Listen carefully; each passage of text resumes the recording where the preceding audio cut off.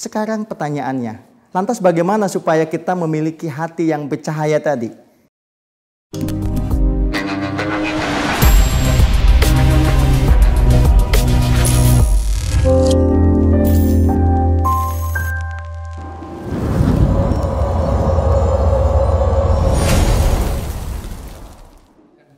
Bismillahirrahmanirrahim.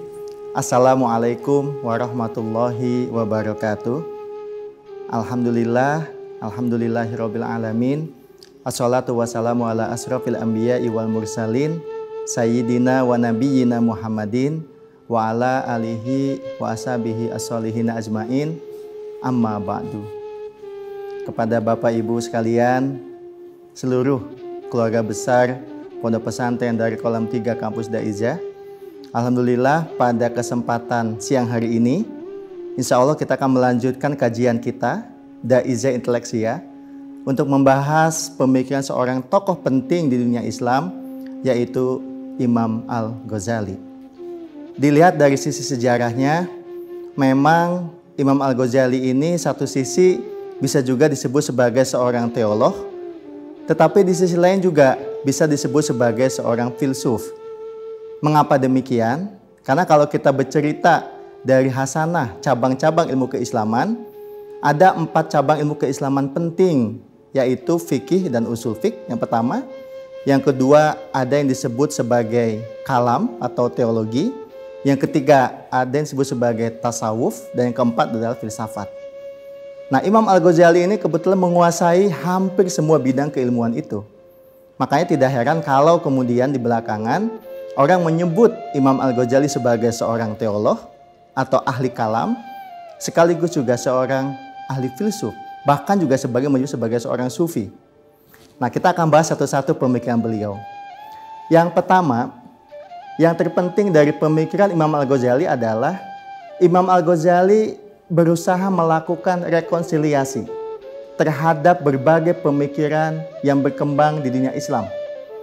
Dari mulai fikih, dari mulai kalam, dari mulai tasawuf sampai falsafah yang biasanya ilmu-ilmu itu berjalan sendirian, coba direkonsiliasi oleh Imam Al-Ghazali.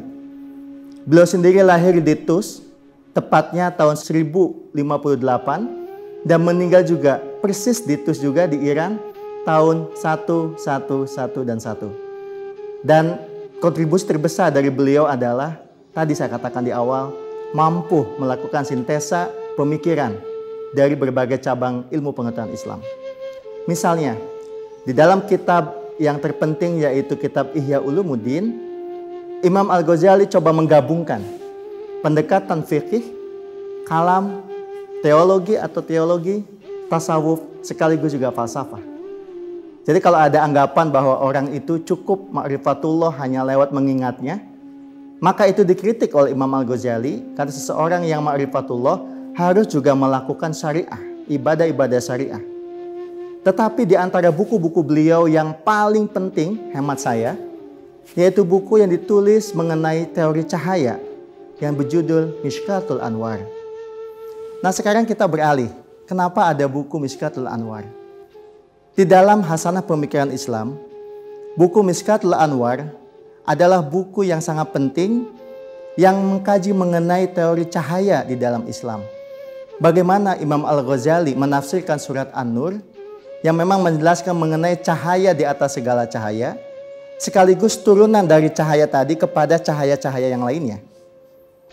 Nanti kita akan masuk ke detailnya, tapi setidaknya saya mau menyampaikan bahwa teori cahaya yang disampaikan Imam Al-Ghazali ini, inilah yang kemudian memberikan satu wilayah baru terhadap perkembangan pemikiran Islam yang memang dianggap mati atau jumud, justru dilanjutkan oleh pemikiran Al-Ghazali. Saya kembali beberapa saat ke masa-masa sebelumnya. Kita mengingat bahwa di dalam pemikiran Islam ada 4 pemikiran penting yang muncul. Yang pertama yaitu pemikiran yang diinisiasi oleh para filsuf seperti Al-Kindi, Al-Farabi, atau juga barangkali Ibnu Sina. Tokoh-tokoh ini adalah tokoh-tokoh penting yang berusaha mengembangkan pemikiran filsafat dari sisi rasionalitasnya. Maka para filsuf ini disebut sebagai para filsuf peripatetik atau bahasa Arabnya disebut para filsuf Masaiyah. Mereka adalah para filsuf yang berusaha menjelaskan mengenai hakikat semata-mata melalui pendekatan akal. Nah, tetapi yang menarik adalah bahwa memang betul filsafat melandaskan pada pemikiran akal itu tidak berhenti sebetulnya. Dilanjutkan oleh Imam Al-Ghazali lewat bukunya Mishkatul Anwar. Karena bagaimanapun juga buku yang ditulis oleh Imam Al-Ghazali ini mempengaruhi atau menginspirasi Surawardi Al-Maktul menulis buku Hikmatul Isyraq atau Filsafat Timur. Nah, kitab Hikmatul Isyraq atau Filsafat Timur inilah yang kemudian menginisiasi rintisan baru di filsafat yang disebut sebagai aliran iluminasi atau Al-Hikmah Al-Isyraqiyah. Nah, sekarang apa sih yang dibahas kira-kira di dalam aliran ini? Tentu melanjutkan apa yang dikembangkan oleh Imam Al-Ghazali mengenai cahaya. Bapak dan Ibu sekalian, kalau kita melihat mengenai teori cahaya, ini menarik. Karena cahaya yang dimaksudkan di sini termasuk dalam Al-Quran itu sangat kaya simbol-simbol. Kalau saat ini Bapak Ibu bisa melihat sesuatu dengan jelas, tentu tidak bisa lepas dari kemampuan Bapak Ibu melihat dengan cahaya. Karena tanpa ada cahaya, kita tidak bisa memahami sesuatu. Dan kalau tidak memahami sesuatu, kita tidak punya ilmu pengetahuan atasnya. Begitupun di dunia ini. Kalau kita tidak ada matahari, maka kita tidak bisa melihat realitas. Nah, Imam Al-Ghazali dengan kecerdikannya berusaha mengulas itu semua dan menghubungkan cahaya tadi bukan hanya cahaya di dunia, tetapi terhubung dengan cahaya di atas segala cahaya, yaitu Allah Subhanahu wa Ta'ala. Maka tidak heran kalau kemudian barangkali Bapak Ibu dan pemirsa sekalian pernah mendengar ungkapan dari Imam Waqi, ini guru dari Imam Syafi'i, di mana beliau mengadukan pendapat syakautu ila waqi'in su'a hifdi. Aku mengadu kepada guruku yaitu Imam Waqi tentang susahnya menghafal. Kemudian gurunya mengabarkan bahwa ilmu itu adalah cahaya. Fal ilmu nurun wa nurullahi la yuhdalil as. Bahwa cahaya Allah tidak akan pernah turun kepada orang-orang yang berdosa. Nah, ini yang menarik. Kenapa orang berdosa dianggap tidak bisa mendapatkan ilmu? Karena orang yang berdosa itu sekali lagi mereka tertutupi ilmunya itu atau cahayanya tadi oleh hijab-hijab. Nah, hijab-hijab ini banyak. Di antaranya adalah dosa-dosa. Maka dari itu kenapa Imam Al-Ghazali menerangkan bahwa orang kalau betul-betul terhubung hatinya semata-mata terikat hanya oleh Allah Subhanahu wa Ta'ala, maka hatinya akan bercahaya. Dan kalau hatinya bercahaya, maka yang bersangkutan akan mendapatkan ilmu-ilmu juga yang bermanfaat baik bagi dirinya, agamanya, dunianya, sekaligus juga bagi akhiratnya kelak. Kira-kira sederhananya demikian teori dari Imam Al-Ghazali itu. Sekarang pertanyaannya, lantas bagaimana supaya kita memiliki hati yang bercahaya tadi? Makanya kenapa dalam bahasa Arab hati yang bercahaya disebut sebagai nurani. Nurani itu dari nur, nurani itu hati yang bercahaya. Kalau kita merujuk ke teori Al-Ghazali, karena hati yang bercahaya itu hanya mungkin di saat yang bersangkutan betul-betul mengembangkan dimensi ruhnya. Dimensi ruh ditekankan sangat baik oleh Imam Al-Ghazali.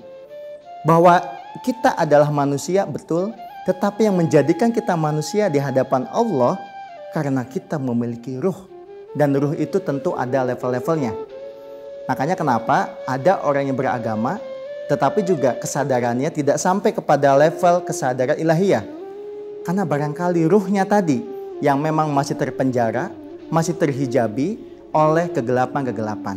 Dan satu di antara kegelapan yang disampaikan oleh Imam Al-Ghazali yaitu perbuatan dosa.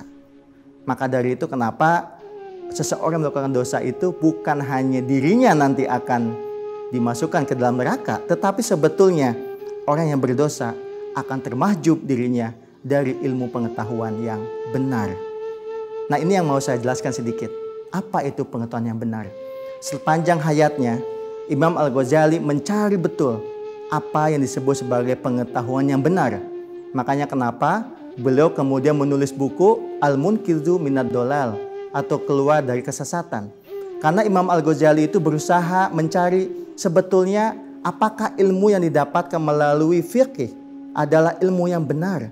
Apakah ilmu yang didapatkan melalui kalam itu adalah ilmu yang benar? Apakah ilmu yang didapatkan melalui penalaran atau filsafat adalah benar?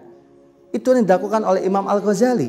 Sehingga hampir bertahun-tahun beliau melalang buana ke sana ke sini, dan di ujungnya beliau mengatakan bahwa ilmu yang benar adalah ilmu yang akan didapatkan dengan cara pembersihan diri atau tazkiyatun nafs.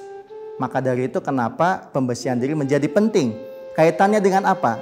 Kaitannya dengan pembersihan diri supaya diri menjadi bercahaya, karena hanya diri bercahayalah yang bisa memberikan cahaya kepada yang lainnya. Bapak dan Ibu sekalian yang dirahmati Allah, tentu ini baru pengantar kajiannya, yang insya Allah kita akan lanjutkan nanti pada kesempatan yang akan datang mengenai bagaimana Imam Al-Ghazali menjelaskan teori-teori cahaya secara lebih gamblang, secara lebih detail. Sebagai kesimpulan, saya ingin mengatakan Bapak Ibu sekalian, kalau kita ingin hidupnya penuh kebermaknaan, kalau kita hidupnya ingin penuh kebaikan, penuh kebahagiaan, maka carilah ilmu pengetahuan yang berisi tentang hakikat. Apa itu hakikat? Hakikat yaitu sesuatu sebagaimana adanya. Sesuatu apa adanya. Sesuatu sebagaimana ditentukan oleh Allah sebagai Sang Pencipta. Maka kalau kita sebagai orang yang mendalami fisika, kajilah alam supaya kita mengetahui alam apa adanya. Kalau kita ahli matematika, kajilah matematika supaya kita tahu hukum logika apa adanya. Dan kalau kita mendalami agama, kajilah agama supaya kita mengetahui tentang Allah sebagaimana Allah, bukan Allah yang kita pikirkan, tetapi betul-betul Allah yang menghampiri kita karena kita hatinya sudah bercahaya. Saya kira cukup demikian untuk kajian Daijah Inteleksia kali ini. Mudah-mudahan ada manfaatnya. Kita berjumpa pada kesempatan yang akan datang. Sehat-sehat semuanya. Assalamualaikum warahmatullahi wabarakatuh. Daijah Inteleksia, membaca, berpikir, dan berkarya.